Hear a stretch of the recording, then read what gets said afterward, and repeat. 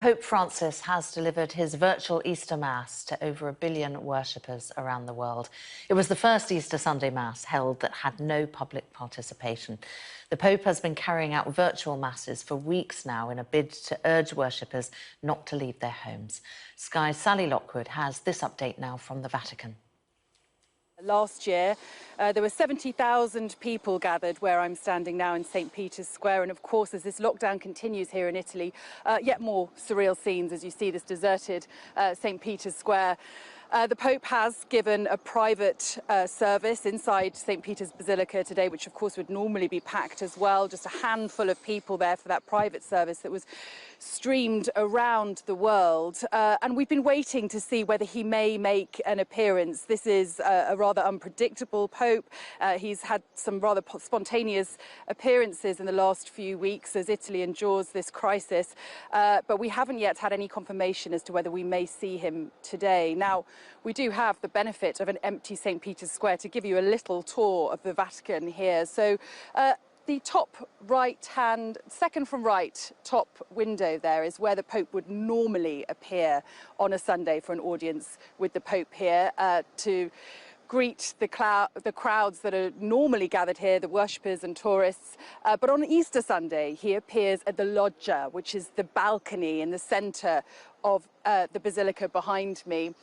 Now, of course, he hasn't made an appearance yet today, but the gate beneath that balcony was opened around an hour ago and then closed again. And there's also a platform which has been erected in front of the gate.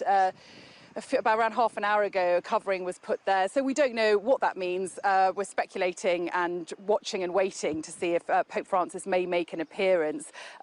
Earlier in March, he walked through Rome's empty streets without any prior warning to pay a visit to a church here which contains a rather famous crucifix to make some prayers for the end of this pandemic.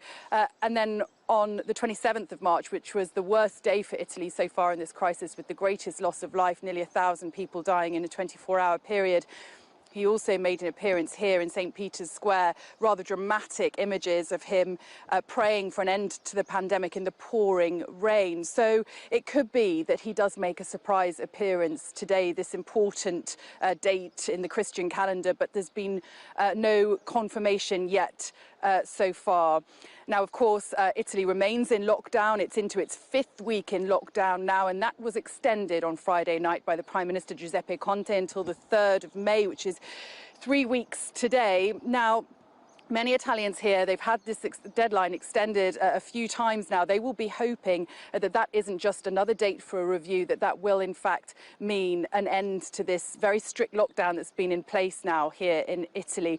And if indeed the lockdown is lifted on the 3rd of May, that will mean nearly 8 weeks of national lockdown, huge effort and sacrifice by the Italian people. And of course, it's important to remember today, as people here and around the world watch Pope Francis and his proceedings here online, that we've been reporting, of course, staggering figures of people losing their lives on a daily basis for more than 7 weeks now, and behind each and every one of those figures are loved ones and grieving families who will be dealing with their grief and sadness today, and of course many other families who can't be together this Easter because of this lockdown. So scenes that we're witnessing here in St. Peter's Square may of course provide some comfort.